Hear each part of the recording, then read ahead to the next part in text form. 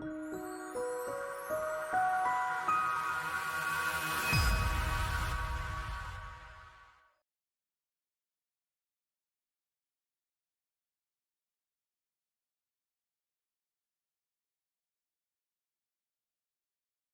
so data protection. Okay, so the privacy environment. So rapid technological developments and globalizations have brought new challenges for the protection of personal data. The scale of the collection and sharing of personal data has increased significantly, and especially over the past couple of years with regards to COVID, and everything is nearly online at the moment. So we have to be very, very aware of our data and who is using it and where it's going. So technology allows both private companies and public authorities to make use of personal data at unprecedented scale in order to achieve their objectives. Natural persons is within the Data Protection Act. That's what we're called, is natural person. So every time I'm talking about natural person, it's just ourselves. So natural persons unwittingly and increasingly make personal information available publicly and globally, whether they realize it or not. I'm sure you've went onto many websites lately, especially in the past year or so, and there's always a pop-up saying accept all cookies, accept this, accept that, and that is all about taking and capturing your data. So if you ever at any chance at some stage want to actually look into, it's quite interesting if you go into one of the websites and see what is actually being taken of your information. It's very eye-opening of what they're taking. And a lot of us just literally, because there's so much information there, we just press the OK button and just let it ride. So we all have to watch out for that too. So technology has transformed both the economy and social life, of course, and should further facilitate the free flow of personal data within the Union and the transfer to third countries and international organisations, while ensuring a high level of protection of personal data. And that very much kind of works within ourselves, because we are a global organisation. So we do have to be very, very sure of what data we're capturing and what we're holding it, and the reason why we're holding it, and that our members and who those people information we're holding, that they know what we're doing with it and information. That's the most important thing. Now, okay, so the data protection legislative framework. So this is just the regulations, some of the regulations that we're working under. So the Data Protection Commission Authority protects individuals' data protection rights using the following legislative frameworks. So obviously we have our own Irish Data Protection Act, which was from 2018. We also are under the 2011 e-privacy regulations, which works within the European Union. So that's the Electronic Communications Network and Services. We have the General Data Protection Regulation. Again, this is an EU regulation, which was brought in 2016. And then we have the Law Enforcement Directive, again of 2016. And this was transported into our Irish law in the Data Protection Act in 2018. So it's all very much resonated within the European Union around 2016, and we developed it, our own frameworks from then on. So that's just the legislative works. Now, how GDPR can be harnessed as an opportunity. So if you look at it, it can reduce the risk of breaches. So empowered staff will use best practice in all situations. So if you are always thinking of the risks with regards to GDPR, as you move forward and as you're working within the organization, if you're empowered and you know the risks and the breaches, that they won't happen. So even something as simple as if you're sending out an email to your branch members, use the BCC element of sending it rather than the to or the CC, because nobody else can see other people's email addresses when you use BCC. You know, so it's those little things. Another thing that I always would suggest to secretaries in general as well, is to have a separate email address, to have a branch email address or a Comhaltas email address, so that it doesn't impact in your own personal email address. And plus, if you're moving on and another person is taking over after you, there's continuity there to move on the email address to the next secretary or chairperson, whoever is there.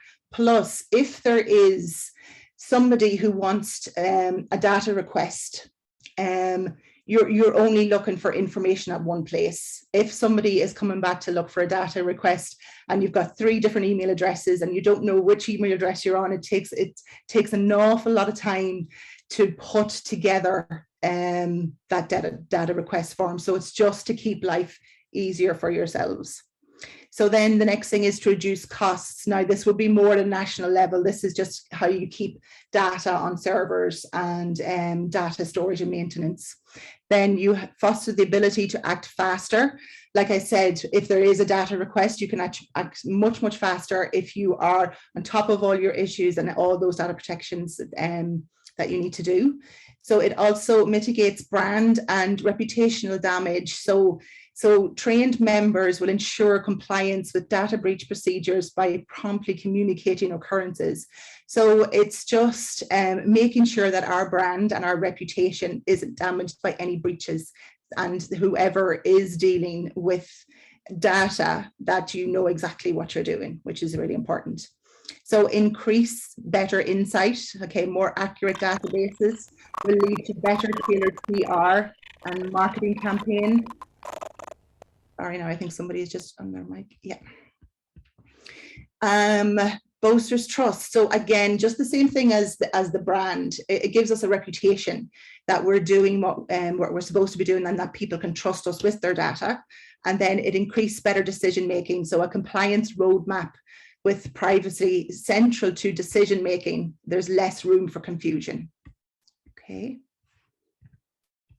Okay, so the objectives of GDPR. So we aim to harmonise the protection of fundamental rights and freedoms of natural persons.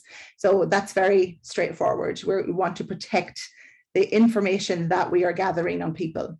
So reinforce data protection rights of individuals regardless of nationality. We ensure consistent rules of engagement across the member states. We facilitate the free flow of personal data in the digital single market. We eliminate differences in perception, interpretation, and application. So that means that across all our units within the whole Comhaltas community globally, we're all doing the same thing. Then to ensure universal approach towards data processing, same thing again within all of our units, and then to reduce the administrative burden. Like I said before, it's all about that data request. If you have it everything in one place, it's much, much easier to work. Now, okay, so just a couple of terms here. So profiling. So profiling means any form of automated processing of personal data that allows evaluation of certain personal aspects relating to a natural person.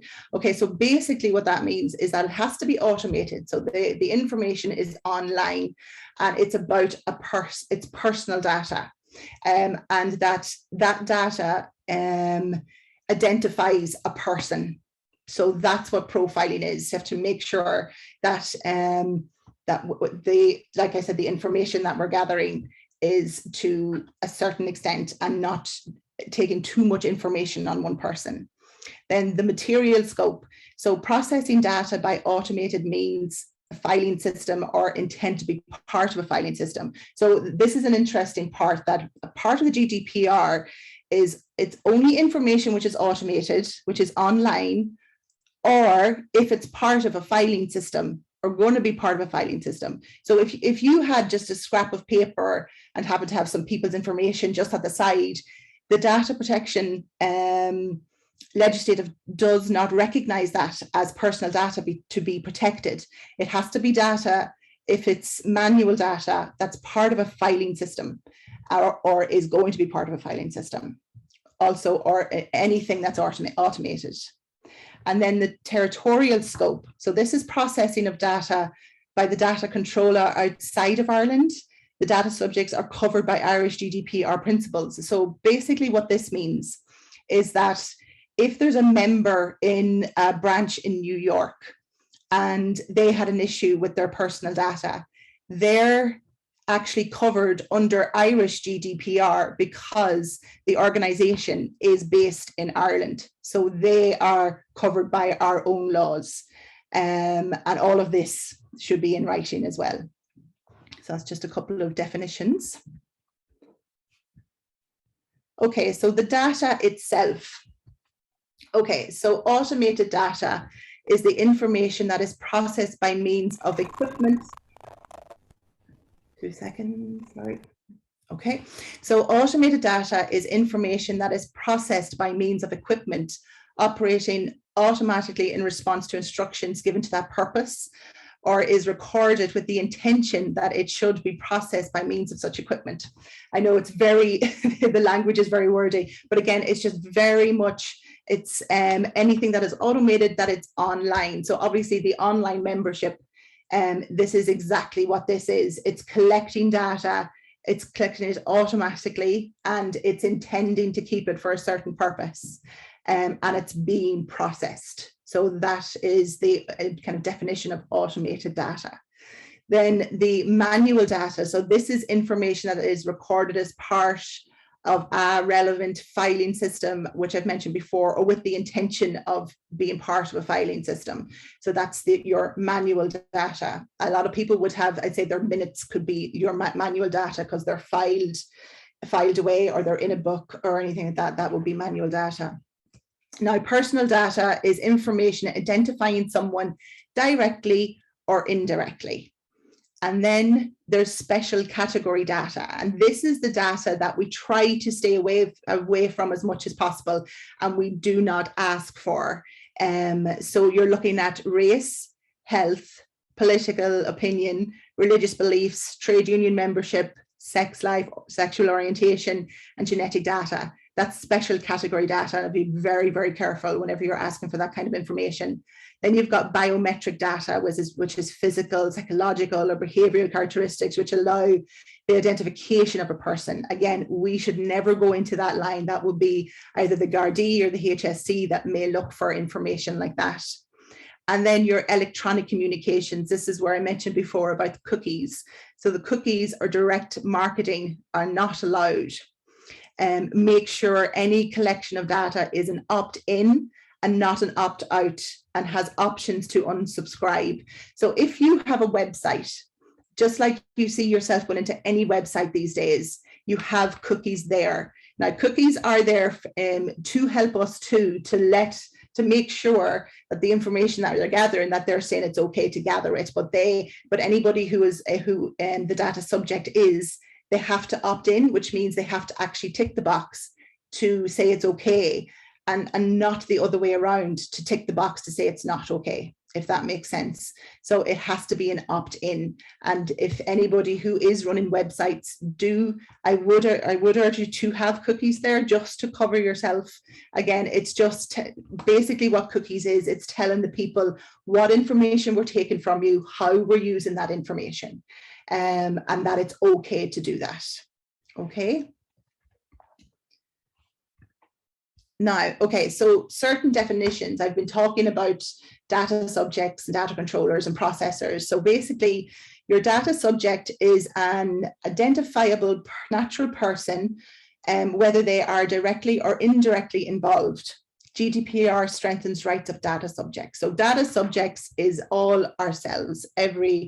Literally, I'd say everybody in this universe is a data subject, because they have their information taken in one way or another, either online or in a filing system. So we are all data subjects within Comhaltas. We have a right to go to the data protection officer in Comhaltas, which is myself, and ask for information on what information is being kept on them. So we are all the data subjects.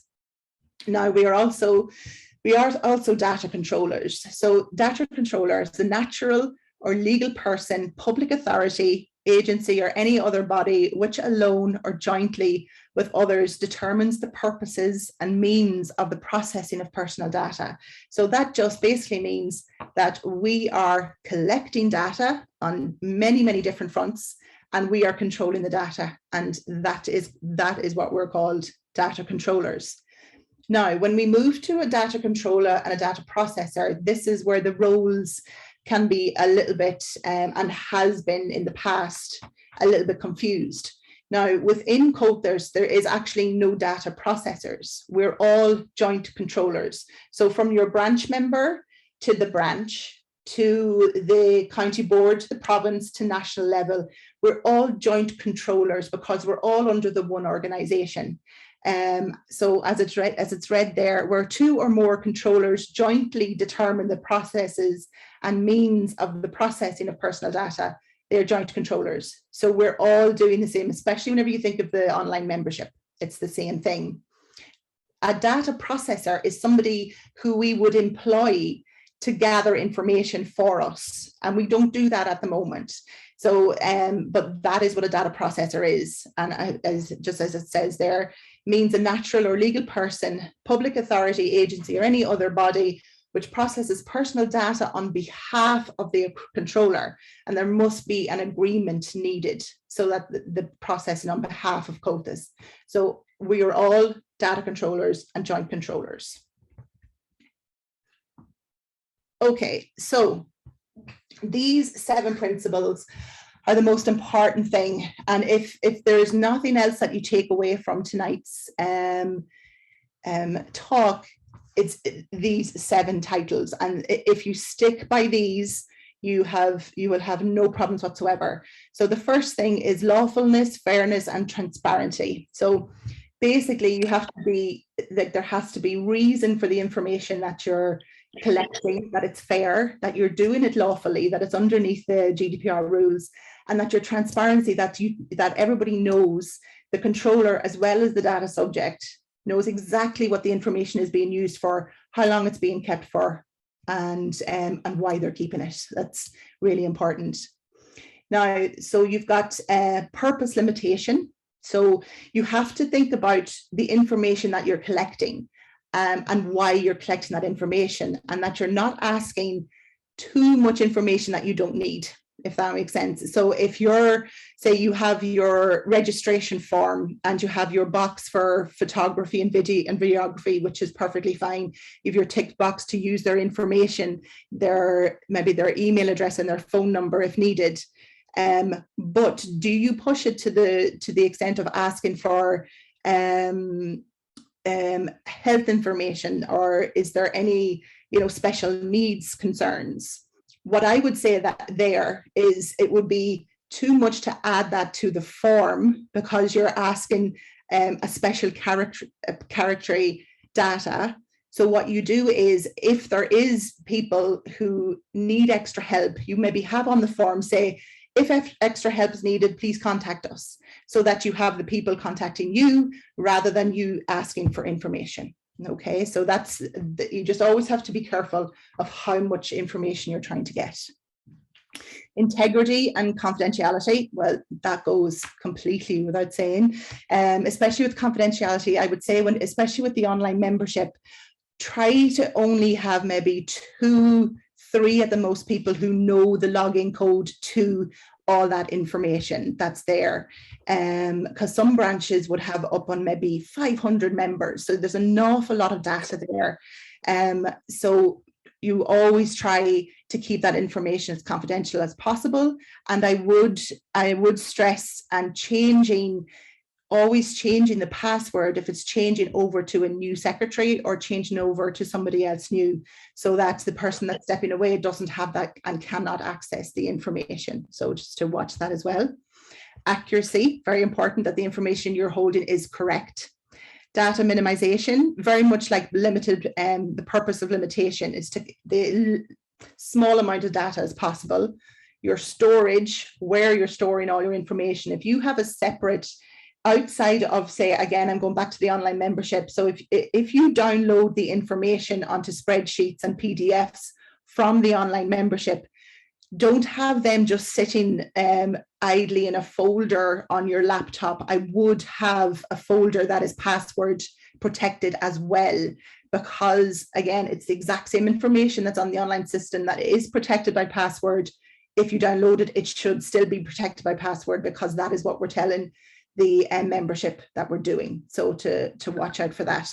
And then accountability. Everybody always has to make sure that you're able to stand over everything that you're asking for.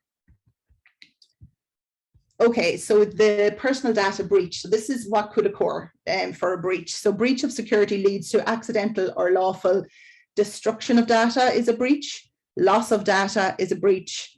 Alteration of data is a breach. Unauthorized disclosure or access to data.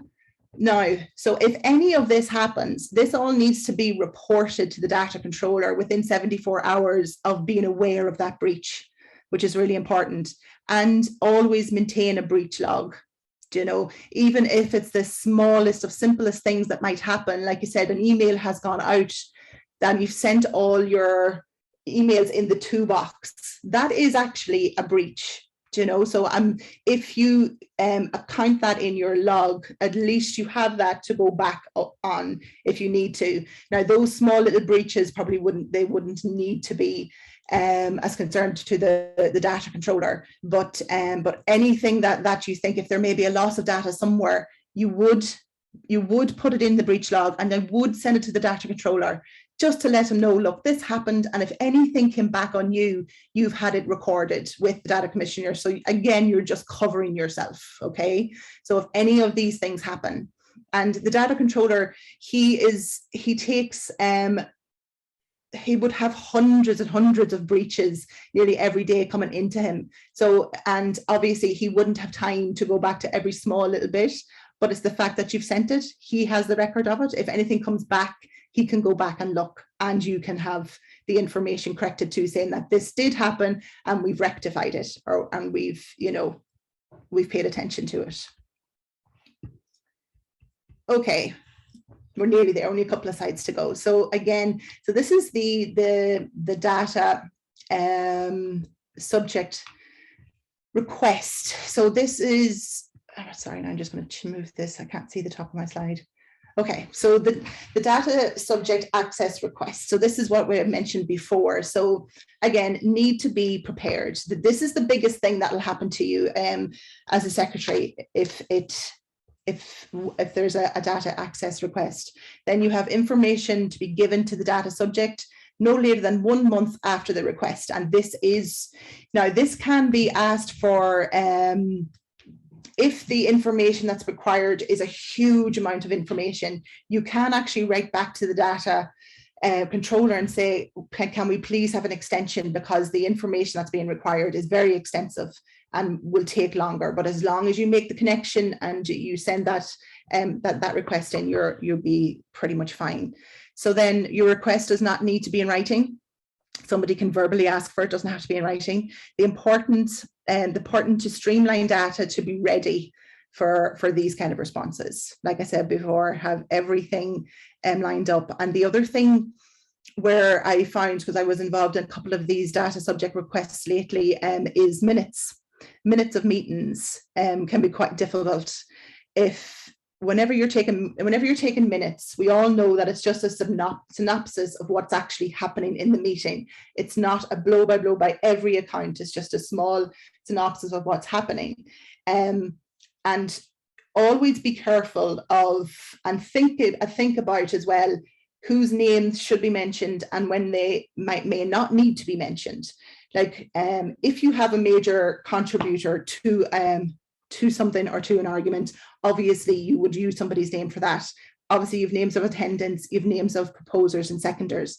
But if it's just a general kind of chat through a topic, you wouldn't need to use names all the time, because the more that you use that, the more you have to go back and you have to get the minutes, you have to redact every other name out, you have to photocopy, and you have to send on. It's a lot of information to do, and it's a lot of work to do. So it's just to be mindful as a secretary by taking minutes as how and what names could be used, you know.